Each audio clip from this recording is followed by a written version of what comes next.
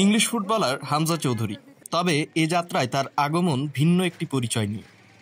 এই খেলোয়াড়ের অভিষেক হতে চলেছে বাংলাদেশের হয়ে লাল সবুজের জার্সি গায়ে। এজন্যই আসছেন নিজ দেশে। সোমবার বিমান বাংলাদেশ এয়ারলাইন্সের একটি ফ্লাইটে হামজা চৌধুরী সিলেট আন্তর্জাতিক বিমানবন্দরে পৌঁছাবেন। সেখান থেকে গাড়িযোগে সরাসরি তিনি যাবেন হবিগঞ্জের বাহুবল উপজেলার স্নানঘাট গ্রামের পৈতৃক বাড়িতে। তার আগমন ঘিরে পুরো জেলা জুড়ে যেন উৎসবের আমেজ। এলাকাবাসীও উচ্ছ্বাস নিয়ে প্রহর গুনছেন হামজার অপেক্ষায়। এখন তাই নাইতেছে না, প্রায় 11-12 বছরে তাই নাইতেছে। তাই না হওয়াটা আমরা অনেক আনন্দিত, অনেক গৌরব। আমরা তাই যাইতেছি, আমরা খুশি।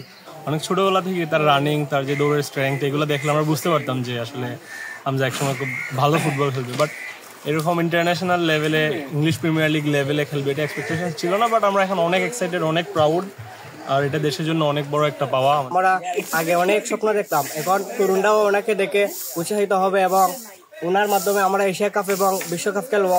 হামজার বাবা bdnews24.com-কে বলেন, তার ছেলের মতো আরো প্রবাসী খেলোয়াড় দেশের হয়ে খেলতে এলে তাদের প্রশিক্ষণ দিলে 2030 বিশ্বকাপে বাংলাদেশের খেলার সম্ভাবনা থাকবে। দেশবাসীর প্রতি, দেশবাসী যে আমাদেরকে সাপোর্ট করতেছেন, হামজা যেভাবে বা দেশের জন্য আসতেছে, দেশবাসী যেভাবে আমাদেরকে সাপোর্ট করতেছে, এটার জন্য হামজা আনন্দিত, আমরা খুব আনন্দিত। আর এইভাবে সাপোর্ট করে গেলে অবশ্যই হামজার মাধ্যমে দেশেরই ফুটবল, বাংলাদেশ ফুটবল জয়ী হবে।